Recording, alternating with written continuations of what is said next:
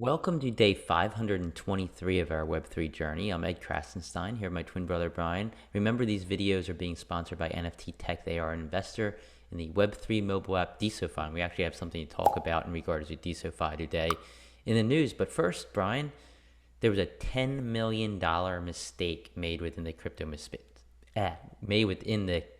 space. Yeah, imagine signing into your crypto account, requesting a $100 refund, and then hours later, seeing that you have $10.5 million in your account. What would you do? I know I would probably contact them and let them know of the mistake because if I took the money, it would probably be breaking some kind of law and it's not right. It's morally not right. But there's a woman in Melbourne, Australia, who this actually happened to. She was using crypto.com. She requested a $100 refund. And then she noticed she got credited with $10.5 million. So what did she do? She went out and bought a home for $1.35 million. She transferred the rest of the money into a bank account, and her sister went on a shopping spree in Australia. And this isn't a joke, this actually happened. So, crypto.com is actually taking legal action in Victoria's Supreme Court, which is the Supreme Court of Australia in Victoria. And they've ordered the home to be sold. The Supreme Court actually made a ruling and they ordered her to sell the house and return all the money, according to reports. So, if this happens to you, whether it's in Australia, in the United States, somewhere in Europe, I think the best bet is to just give the money back. Maybe they'll give you a reward for being honest. Yeah, that's insane. I guess it can be pretty tempting if you see that much money in your bank account and you're like, wow, I have $10 million. What should I do with it? But yeah, definitely not the right way to go about it. So moving on, Desofy has a huge update. Of course, Desofy is a node on the Deso blockchain, is a mobile app built on the blockchain. They had a major update yesterday. You can now create polls through the app and allow people to vote on those polls. Giphy is also now integrated in Desofy. So if you want to show off a GIF, if you want to insert a GIF into a post, or GIF if you call it GIF, um, you can do so directly while posting from Desofy. You can now send diamonds in messages. So instead of just diamonding posts, you can now send diamonds in your messaging section of the app, which is a really cool new feature. They've also implemented large profile pictures, and you can view them in a big screen and also save them to your device. I think a lot of people have been waiting and hoping for that. And there's the new notifications are now highlighted. So when you get new notifications, you're gonna know that they are new. Awesome job, Ball. He keeps iterating upon Desofy. It seems like every week he has a new update that's coming out. So great job. The app just continues to excel and thrive and show the community that somebody is really building on the blockchain. Yeah, DeSoFi is really a great example of a DeSo node that has it all. And Rabal is super valuable to his community. Way to go. And I just love seeing these new changes that they make. They're constantly working on updates and making things better. But speaking of Rabal, the story app, which the Design Sisters are working on with Rabal, uh, appears to be opening their iOS beta up to additional users. They made a post saying, iOS users who wants a story link, comment below and we will inbox you. Start sharing your story. The Design Sisters and Rabal, they're doing an amazing job. This app is great. They actually corrected a bug on the test flight version of the app. I downloaded that and I tested it out. Before, I was noticing that if I was using images from my phone that I had stored, and then I would add like little words or icons over that image, when you actually posted it to the blockchain, that image would actually have the added features moved down a little bit. So it would kind of be out of alignment. That is now fixed. I updated app and it's working great. So great job. And I look forward to seeing everything else they're going to be doing. Yeah, its story's awesome so far. I'm looking forward to the NFT stuff. I think they're gonna allow you turn stickers and templates into NFTs and sell them to other people. You can turn your stories into NFTs and sell them to your fans. I'm really looking forward to that. Great job, Design Stuff Sisters and Rabal on your app. I think it's really coming along nicely. And moving on, I want to congratulate the Parkerazzi. The Parkerazzi. He is an OG of DSO. Parker has been amazing on DSO since pretty much the very beginning. I remember back in the old days of Clubhouse where the community would gather. He was a mainstay there. But congratulations because he's graduating with a Bachelor of Science degree in Media Studies with a specialization in film production from the New School of Social Research. So I just want to say congratulations, Parker. Yeah, I want to just grab my buzzer. Hold on. It was out of my reach, but I got to give him some buzzes because congrats. This is great.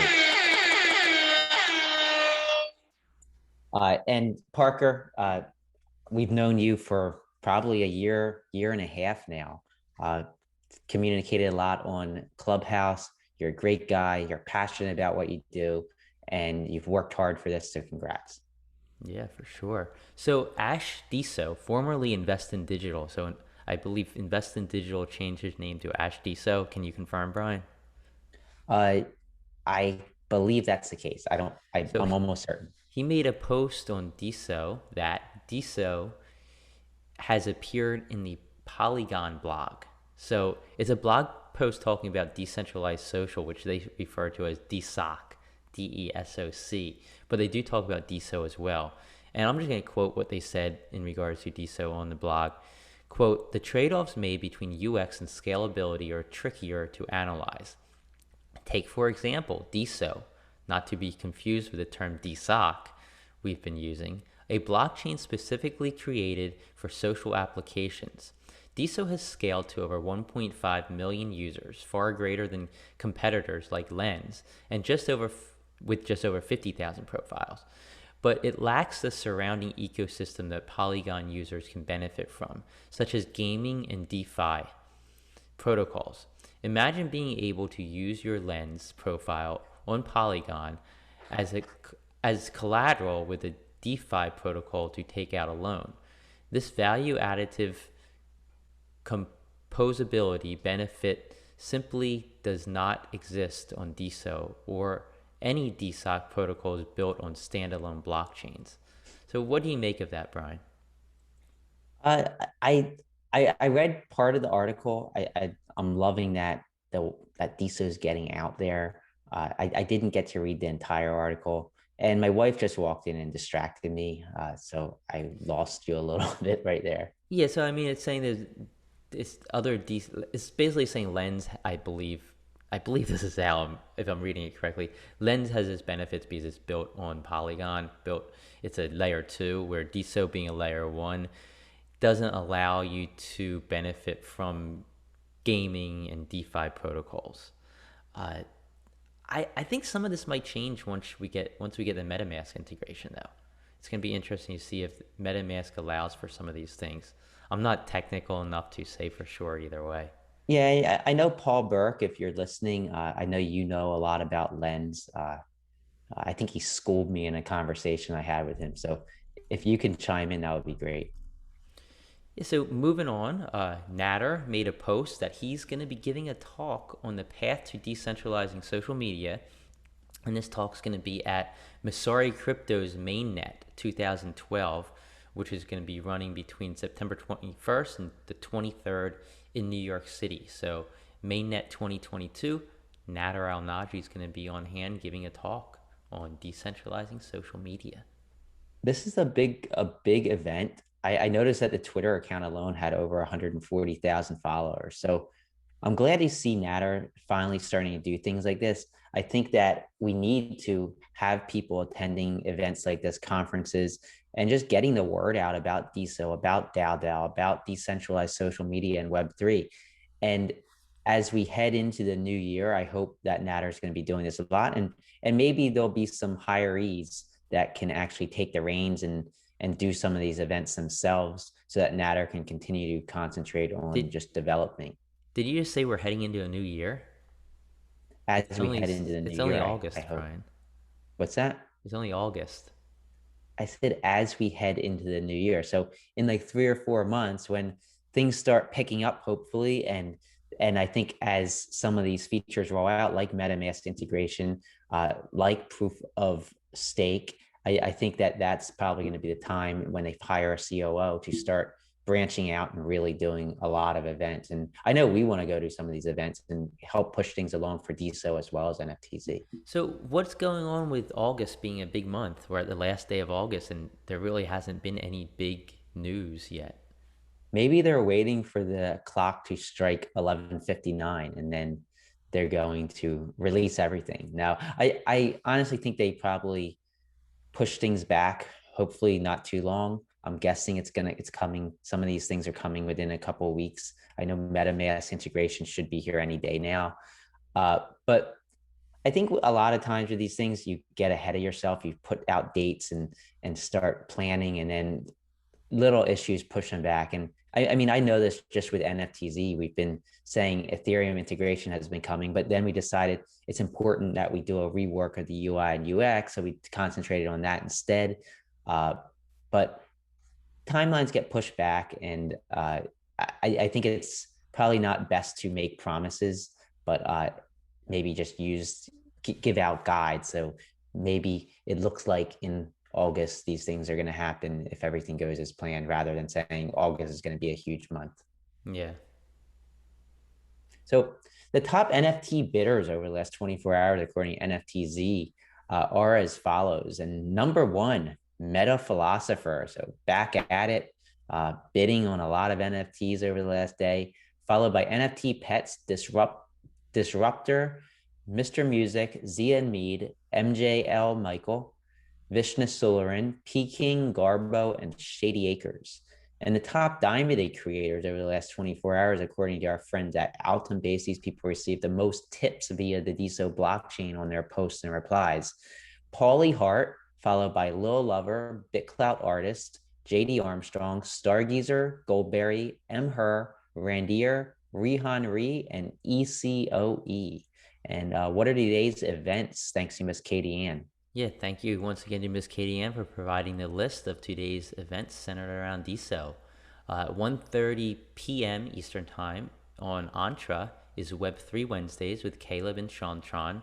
Definitely check that out on joinentra.com. At 2 p.m. Eastern Time is the Tech and Web3 Legal Office Hours, also on Entra, with Francesca Witzberg, Shantron, and Michael Mara. At 7 p.m. Eastern Time, Women in Web3, also on Entra, with Kathleen Francois, and that's on joinentra.com. At 8:30 p.m. Eastern Time, Web3 Weekly Digest, also on Entra, with Mark Angelos. At 9:30 p.m. Eastern Time is the NFFFL Draft. So it's a new fantasy football league based, I guess it's based on DSO, sponsored by Beer Buds with Brian Drever, Jody Bossert, NF3, Spunk Art, Clay Oglesby, Just Nick. If you're interested in joining the Fantasy Football League, join that clubhouse or contact Brian Drever. Sounds like a lot of fun. Fantasy football is awesome. I love playing fantasy football. Definitely check it out if you have the time to do so. And that's all the news that we have for today. Everybody have a great rest of your Wednesday, and we will talk to you tomorrow.